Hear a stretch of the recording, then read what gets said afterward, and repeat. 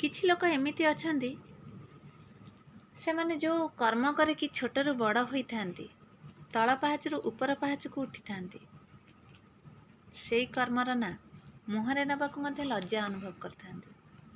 ଏଇଟା କେତେ ଦୂର ଠିକ୍?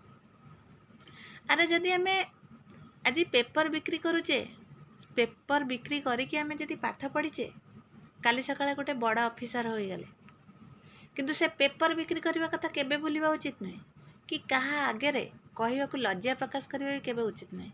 କାରଣ ପେପର ଯେଉଁମାନେ ବିକ୍ରି କରୁଛନ୍ତି ସେମାନେ କ'ଣ ମଣିଷ ନୁହନ୍ତି? ଏଠାରେ ଛୋଟ କାମ କ'ଣ, ବଡ଼ କାମ କ'ଣ? କାମ ତ ସମସ୍ତଙ୍କ ପାଇଁ ସମାନ, ଛୋଟ ହେଉ ବା ବଡ଼ ହେଉ। ଯେଉଁମାନେ ଛୋଟ ଛୋଟ କାମ କରୁଛନ୍ତି ବୋଲି ତ ତମେ ଆଜି ବଡ଼ ହୋଇଛ। ଶ୍ରମିକମାନେ ଯଦି କାମ କରୁନଥାନ୍ତେ ତମେ ଏତେ ବଡ଼ ବଡ଼ ବିଲ୍ଡିଂରେ ରହିପାରନ୍ତନି।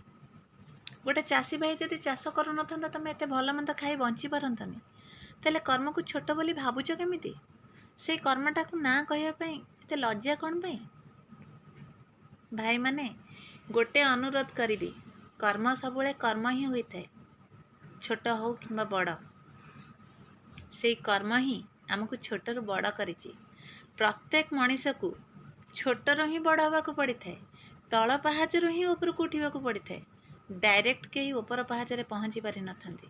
ଆଉ ଯେଉଁମାନେ ଚେଷ୍ଟା କରନ୍ତି ଡାଇରେକ୍ଟ ପହଞ୍ଚିବା ପାଇଁ ନା, ପଡ଼ିକି ଗୋଡ଼ ହାତ ଭାଙ୍ଗିବାଟା ତ ଥୟ, କିନ୍ତୁ ଯେଉଁମାନେ ଧୀରେ ଧୀରେ ଉପରକୁ ଯାଇଥାନ୍ତି ସେମାନେ ଖସିବାର ବାଟ ତାଙ୍କୁ ଭଲସେ ଜଣାଥାଏ, ପୁଣି ଆଉ ଥରେ ଉପରକୁ ଯିବାର ବାଟ ବି ଜଣାଥାଏ। ତେଣୁକରି କେବେ ବି ନିଜ କର୍ମକୁ ନେଇ ଲଜ୍ଜା କରନ୍ତୁନି। ଏଇଟା ମୋର ଅନୁରୋଧ। ଜୟ ଜଗନ୍ନାଥ।